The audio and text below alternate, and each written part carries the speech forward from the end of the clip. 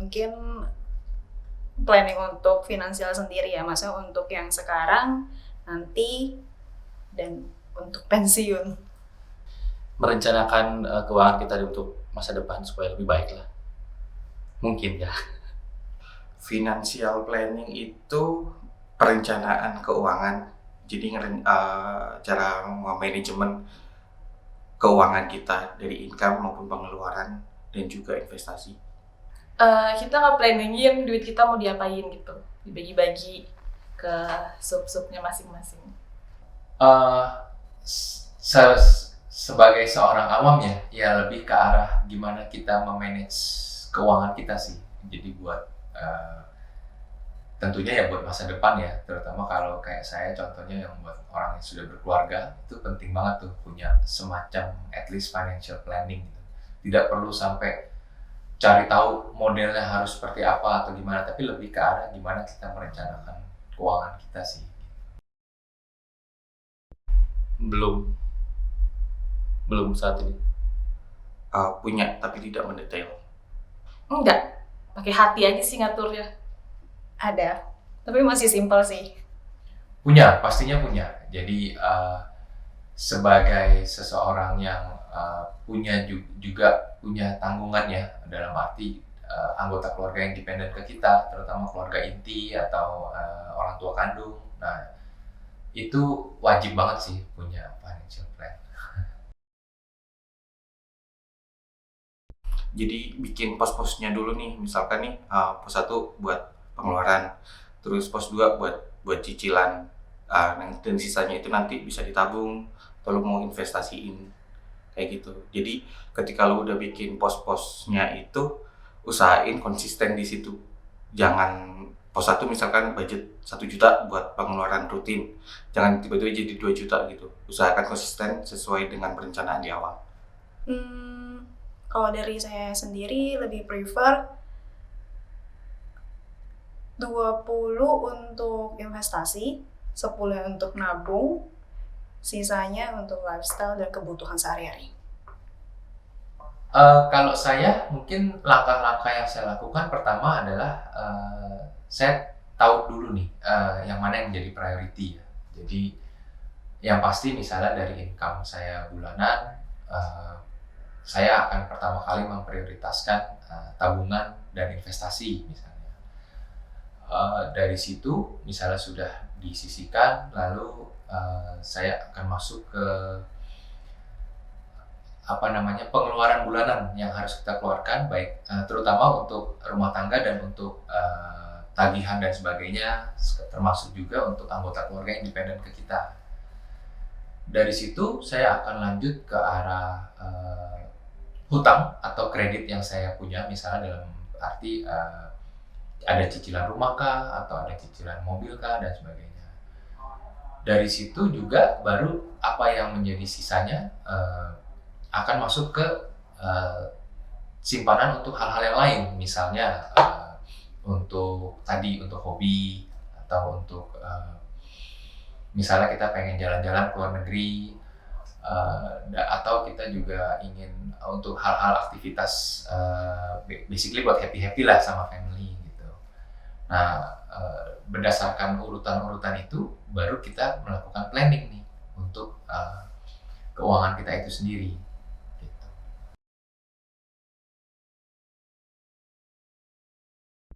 Harusnya masuk ya, karena itu membuat resiko kita di kemudian hari lebih sedikit. Mungkin pada saat kita rawat inap tidak menguras tabungan, dan pada saat meninggal dunia si pesertanya atau kitanya tidak merepotkan yang ditinggalkan. Termasuk Penting, tapi kalau gue sih kayaknya belum sadar banget sih kalau asuransi, kayak masih merasa fit gitu, tapi sebenarnya salah sih. Iya, mungkin. Menurut saya penting. Kenapa? Makanya saya put tadi kalau nggak salah di urutan kedua apa ketiga ya. Karena asuransi itu istilahnya ya sebenarnya kalau pakai peribahasa lama ya, sedia payung sebelum hujan gitu ya. Nah itu sebenarnya satu konsep yang mungkin belum semua orang paham pentingnya punya asuransi. Gitu. Sebenarnya asuransi itu kan bukan yang memprotek. Oke, asuransi mobil bukan berarti kalau mobilnya hilang, asuransi ini menjamin mobilnya nggak hilang kan. Tapi asuransinya itu menjamin ketika mobil itu terjadi sesuatu, menjadi risiko finansial yang terjadi itu menjadi tidak terjadi karena di cover asuransi. Sama juga dengan konsep asuransi jiwa kah, pendidikan kah, penyakit kritis kah, kesehatan kah, sama. Jadi kehilangan risiko mengurangi risiko finansial yang terjadi ketika terjadi sesuatu itulah sebenarnya. Nah, makanya itu yang saya bilang pentingnya insurance itu di sana.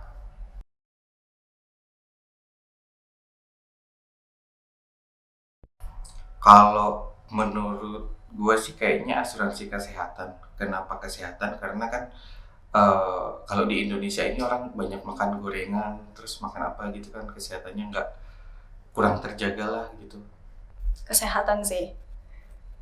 Karena kalau saya sendiri pribadi, karena untuk kesehatan tuh mahal, kalau lagi sakit itu mahal, jadi itu termasuk dalam investasi untuk kedepannya. Asuransi unit link mungkin sama asuransi jiwa. Nah, jadi dalam hidup seseorang itu kan memang ada tahap kehidupannya yang berbeda-beda nih. Ketika seseorang masih muda gitu kan, dari situ lalu dia masuk ke dunia pendidikan, terus dari situ dia masuk ke usia di mana dia mungkin merencanakan untuk menikah, lalu punya anak, lalu ketika anaknya sudah mulai masuk ke usia sekolah, sama tuh berulang lagi kan cycle-nya di mana dia harus merencanakan untuk pendidikan, dan ketika dia sudah usianya cukup senior, mungkin dia mulai harus memikirkan mengenai kesehatannya gitu kan, dan tabungan untuk hari depannya. Dan ketika di tahap akhir mungkin dia harus memikirkan asuransi untuk istilahnya meninggalkan warisan untuk keluarga yang ditinggalkan misalnya. Nah, untuk berbagai hal tersebut banyak sekali tuh model asuransi yang dibutuhkan. Tapi kalau menjawab itu ya, jadi memang di berbagai fase kehidupan tadi beda-beda nih yang dibutuhkan. Tapi kalau saya bilang yang mana yang cukup penting adalah sebenarnya yang pertama itu adalah asuransi jiwa. Karena ya amit-amit ya, kita nggak pernah tahu kapan akan terjadi sesuatu gitu. Anytime, nggak ngomong di usia 1 tahun, 10 tahun, 30 tahun, 50 tahun, 70 tahun, tapi itu anytime bisa terjadi. Dan yang kedua adalah asuransi kesehatan. Nah, itu juga cukup penting. Kita tahu sebenarnya sudah ada BPJS dari pemerintah dan sebagainya, tapi terkadang misalnya itu tidak dapat mengcover atau tidak mencukupi. Misalnya amit-amit ya yang namanya penyakit kritis misalnya, itu kan sangat besar ya. Nah, disitulah muncul pentingnya kita punya asuransi kesehatan. Seiring dengan kebutuhan ya, tadi saya juga bilang ketika kita harus menyiapkan untuk pendidikan nih, nah di situ juga kita harus memikirkan, misalnya kita ada asuransi-asuransi yang dibentuk sedemikian rupa bisa menjadi asuransi pendidikan, di mana dia dapat memberikan atau mengeluarkan benefit ketika seseorang anak itu mau masuk sekolah misalnya gitu. Nah, di luar itu baru masuk ke asuransi-asuransi yang memprotek properti kita, apakah itu rumah, apakah itu mobil, apakah itu handphone dan sebagainya. Jadi sebenarnya kalau menurut saya dalam urutan prioritas seperti itu. Asuransi buat melindungi jiwa kita gitu. Asuransi yang menanggung jiwa seseorang kalau misalnya orang tersebut kenapa, itu yang saya tahu. Asuransi yang mengcover diri kita sehingga kita meninggalkan finansial kepada ahli waris atau orang tua atau istri, pasangan atau anak lah. Jadi tidak memberatkan mereka dan mereka bisa melanjutkan hidup setelah kita tidak ada. Asuransi jiwa perlindungan untuk resiko yang kita dapat kalau misalkan ada orang terdekat kita, keluarga kita yang meninggal gitu.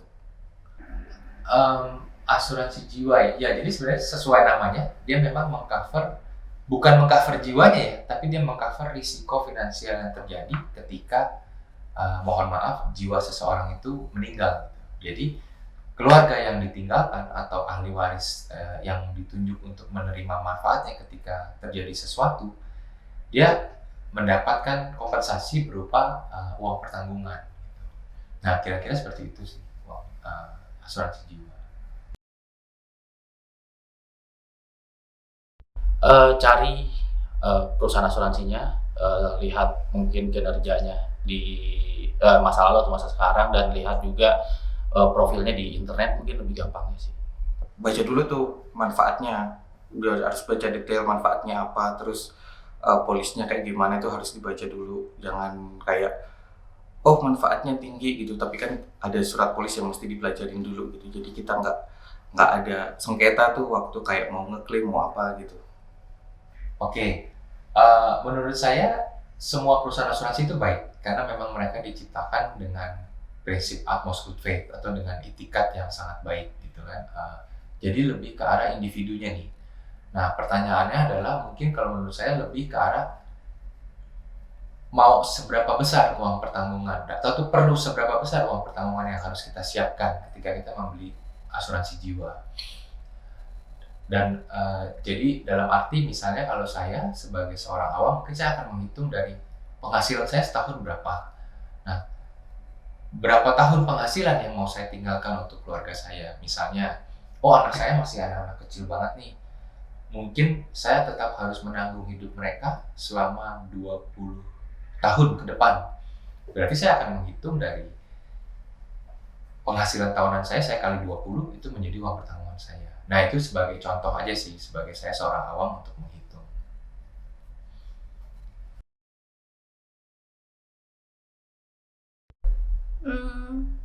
Mungkin di umur 30 atau mungkin sebelumnya sekitar 27, 28, 30. Dari muda, sangat muda sekali, karena itu berpengaruh terhadap premi atau yang dibayarkan. Makin tua makin mahal. Jadi kalau muda itu harusnya lebih murah preminya, dan kita nabungnya lebih gampang lah, lebih tidak menguras tabungan atau menguras gaji kita. Ketika kita sudah sadar bahwa kehidupan kita ini tidak memiliki fitur keabadian, kita pasti akan mati. Ketika kita sudah sadar kita nggak abadi, waktunya memiliki asuransi jiwa. Tahu, Robon. Pas kita lagi sehat dan lagi sakit mau beli itu kan dia nggak bisa masuk asuransinya. Lebih cepat lebih baik. Nah, ini yang mungkin satu prinsip yang ya istilahnya saya sendiri pun walaupun sudah bekerja di industri asuransi, tapi bisa dibilang baru mulai sadar atau melek asuransi juga nggak secepat itu dari yang saya harapkan gitu. Baru sadarnya tuh mungkin ketika saya masuk usia 30-an ke atas misalnya. Padahal sebenarnya tuh asuransi itu lebih cepat lebih baik sih. Kenapa? Karena kan yang seperti saya bilang, kejadian itu bisa terjadi kapan saja. Itu satu. Yang kedua, mungkin saja kan ketika seseorang di tahapan hidupnya akan mempunyai tingkat kebutuhan berbeda-beda nih. Bisa saja di satu titik dia mempunyai uang berlebih untuk dibelikan asuransi, tapi mungkin di satu titik nggak bisa gitu kan. Tapi dengan kita memulai lebih cepat, misalnya kita sudah, ini kan sebenarnya dalam tanda petik juga menabung ya, menabung dalam bentuk uang pertanggungan gitu kan. Nah, semakin cepat kita memulai, lebih baik. Dan prinsip ini berlaku juga nggak cuma ke asuransi, tapi juga ke investasi, ke menabung dan sebagainya.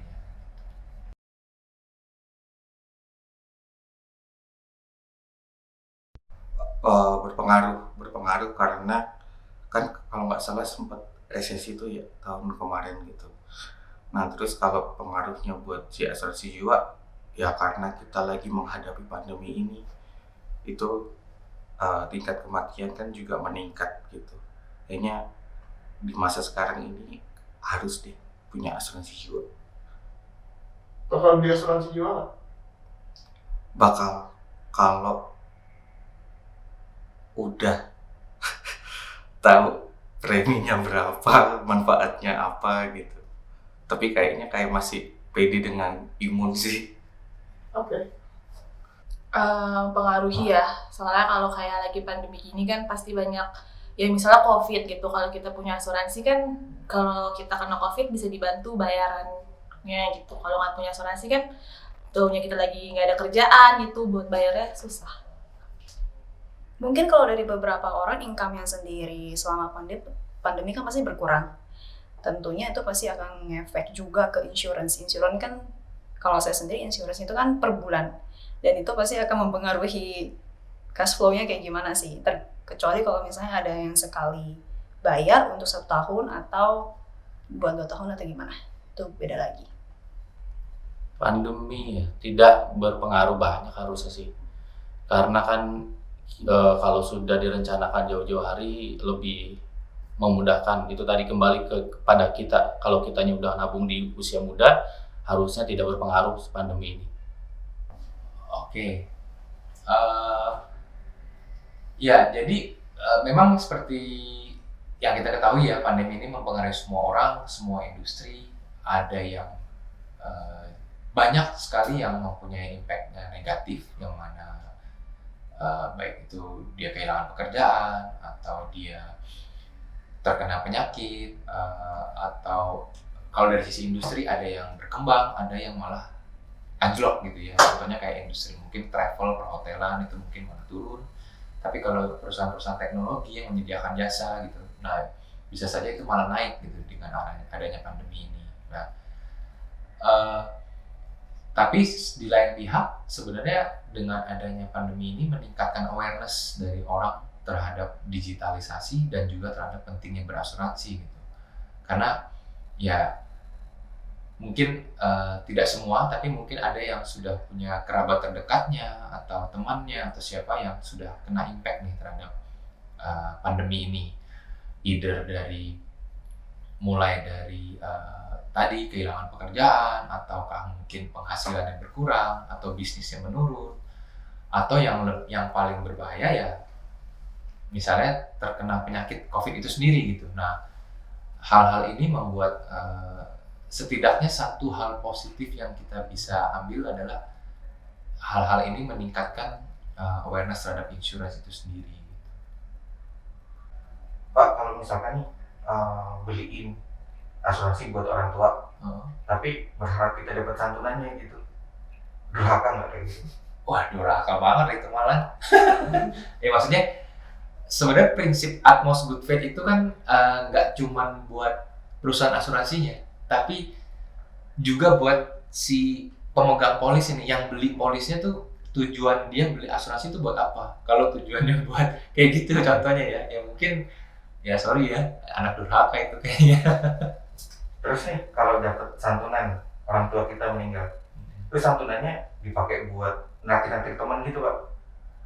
Ya saya nggak bisa ngelarang sih, cuman kayaknya gimana gitu kan ya, tujuannya jadi nggak sesuai peruntukannya lah gitu. Karena kan sebenarnya contoh saya sebagai orang tua nih, ketika saya beli ya maksud saya adalah ketika saya meninggalkan uang itu ya itu adalah untuk digunakan untuk hal-hal yang lebih lebih semestinya gitu. Harusnya dipakai buat apa Pak?